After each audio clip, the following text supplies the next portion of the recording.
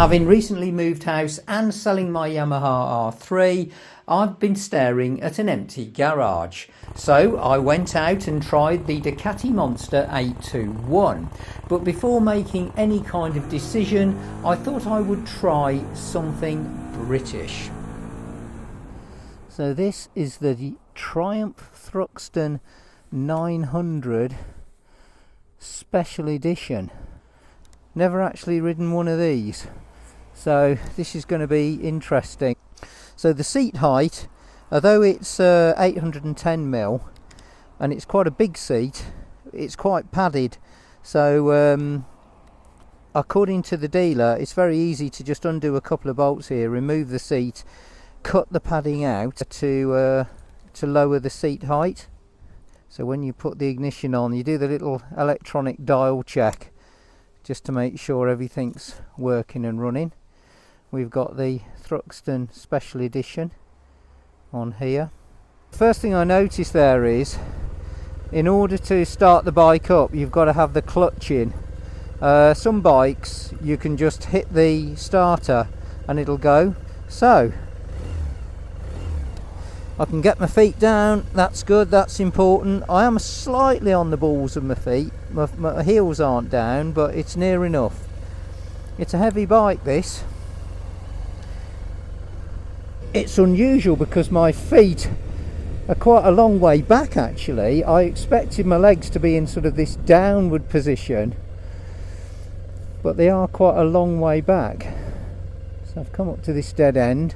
Let's do a little manoeuvring test here. So now when I'm moving the bike around, most important thing of all, yes, I am up on the balls of my feet a bit, so I would, for me, want this saddle to be lowered.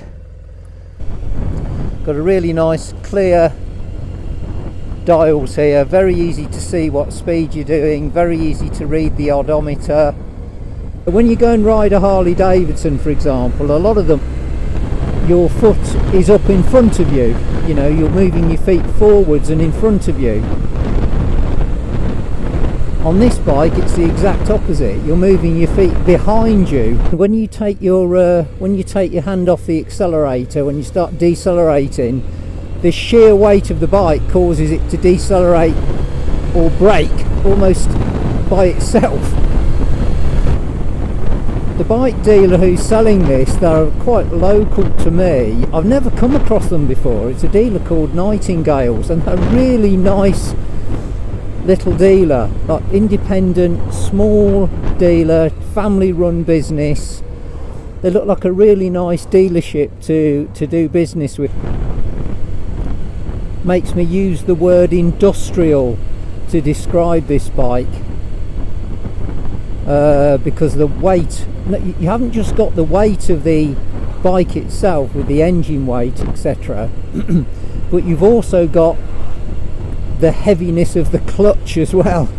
Like this clutch lever, I'm really having to work quite hard.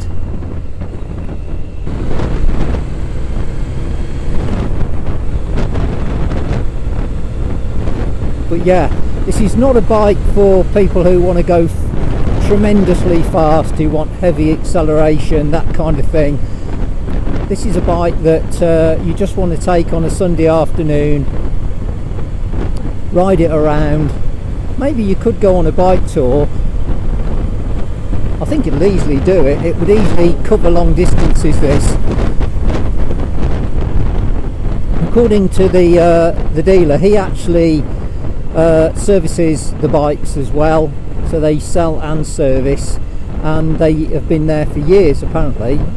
They said they're really struggling. Some of the Japanese bikes now are getting so complex that they are struggling with things like parts and servicing of them. And he says, you know, these kind of bikes just keep going and going and going. And I can believe him because this does feel a very well built, industrial, I use that word again, bike. And the thing I like about this really, which appeals to me, this is just appealing to me personally, is there are no complex electronic setups on this. It just is what it is. And as you can see on the dashboard here, all you've got is the 2 dials. That's it. There's no buttons on the handlebars for changing all the different rider modes and doing all this, or certainly not that I can see. And the bikes that I've had before, especially the Ducatis, I had a Ducati Super Sport S. Lovely bike, fantastic to ride, but it was so complicated in terms of the different rider, 9 different suspension settings, if I remember right, all these different rider modes, and it just made the bike so complicated.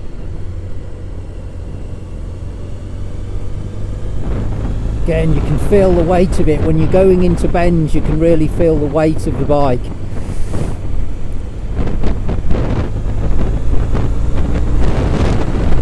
I checked the insurance on this bike, very affordable. Well, for someone of my age anyway and riding experience, it's certainly in the cheaper, considerably cheaper end of the insurance quotes. In fact, it's one of the cheapest quotes I've had. Let's just give it a bit of a run up the hill. So we go.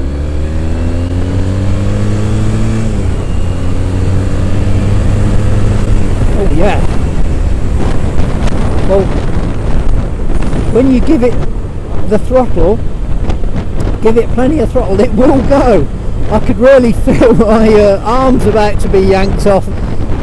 So it can, when it wants to, it can go this. I didn't feel at any point that the front wheel was going to come up or anything like that. I really wouldn't want to go any faster than that. That's amply fast enough.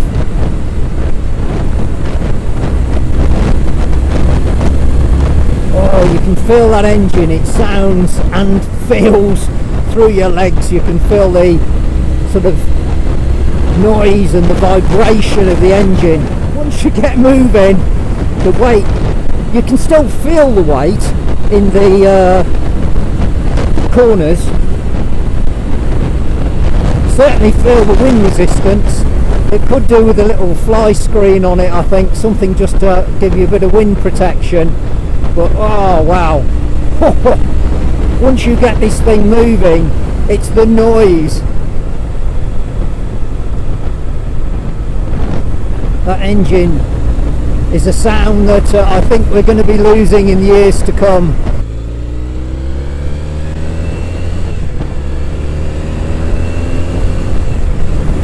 Oh yeah.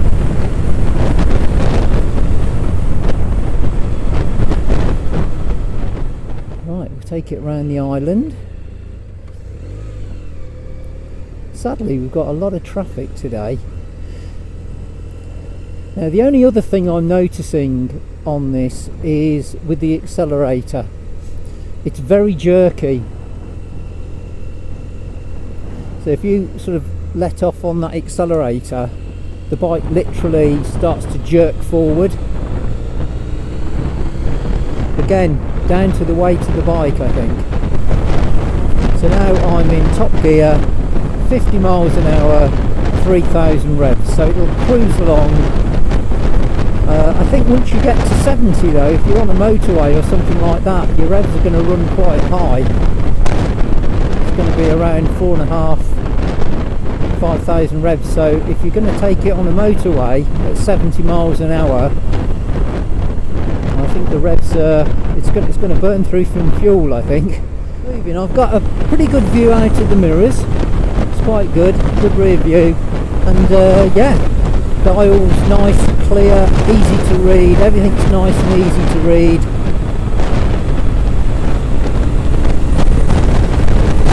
You can really feel the wind on you though. Oh my god! Once you get your speed up, just take it up a little bit.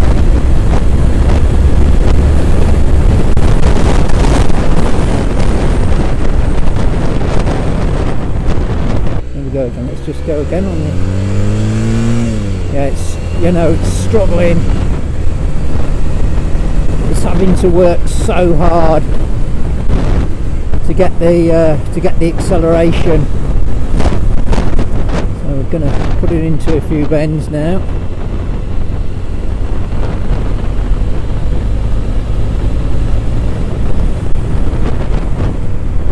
it sort of is on the way towards being a sort of a heavy industrial Ducati monster in a way. This, I've noticed that the fuel light sort of keeps coming on and going off and coming on and going off, but what it doesn't have is a fuel gauge to tell me how much fuel I've actually got left. Okay, going into another bend now. Just finding it hard to find that back brake all the time, that rear brake, because it's behind my bottom, if you like, because it's set back. My foot's struggling to find it. Okay, taking me into another bend here. There we go.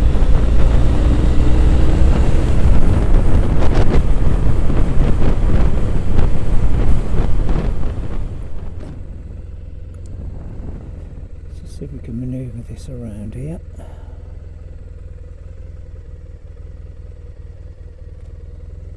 Again, just slightly on my toes there. Oh dear. Prefer to get my feet down with a heavy bike like this. I am sort of up on my toes. When you're trying to manoeuvre a bike, especially a bike this heavy, yeah, you just get a little bit nervous. I got just a tad nervous there. Okay.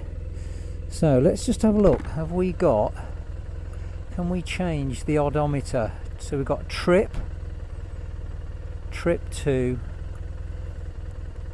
and time by the looks of it. Trip 1, trip 2, time. So no, it's not giving you, it doesn't give you a tank range.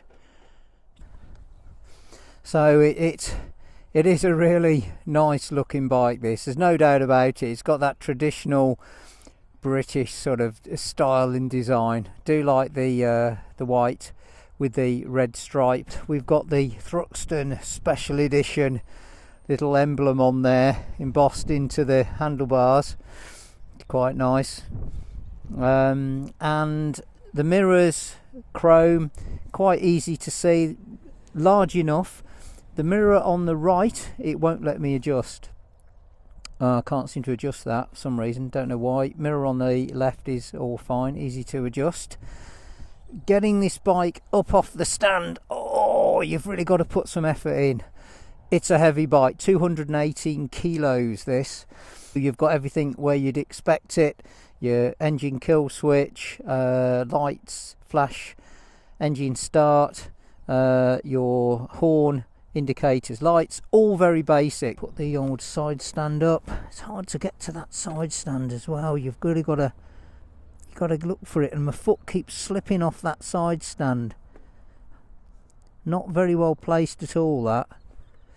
Okay, so pull the clutch in, hit the starter button, and you get that nice purr. The engine's already warmed, so I haven't had to use the choke at all. Having ridden this bike around for a little while, let's go through some of the likes and dislikes.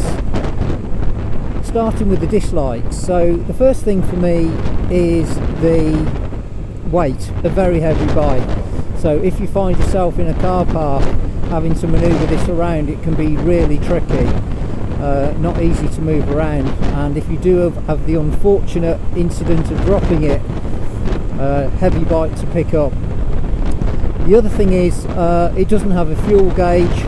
If you happen to be riding it at long distances, you have to use a trip meter and then work it out manually. The other one is the clutch lever, very heavy, really causes some ache on my fingers pulling this in after a while. For me, over this ride, it's really left my fingers aching a fair bit. And then finally, the kickstand.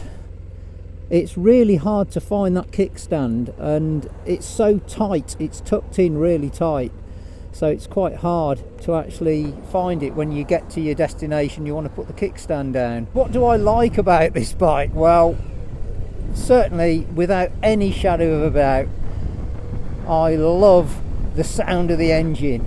It's got that raw, heavy metal sound which you don't get on many bikes these days, and when you're really moving you can really feel that sort of throbbing engine. It's a very simple, easy to read dials on this. It's not complicated, there's no high tech with all these silly adjustments that you get these days, which cause nothing but, well, for me, confusion. And I like the general look of the bike. It's a fantastic bike to look at. Okay, it's a special edition, so that does make it even more special. It's a special edition bike, great to look at. Yeah, and really does turn heads, I would imagine, when you're in a car park. So the ultimate question is, would I buy this bike? And to be fair, the reason I've come to look at this bike was with a view to buying it. It's a tough one. I can't literally say, yes, I definitely want this bike. There have been bikes when I've ridden them and I've gone back to the dealer and said, yeah, absolutely. This one, I'm not so sure actually. Would I buy it? I don't think I would. Don't think it's for me. Not because it's not a great bike, not because it's, you know, at a great price, but it's just not for me. Just like to say a big thank you to Nightingales for letting me take this bike out and try it, but unfortunately for me, a little too heavy.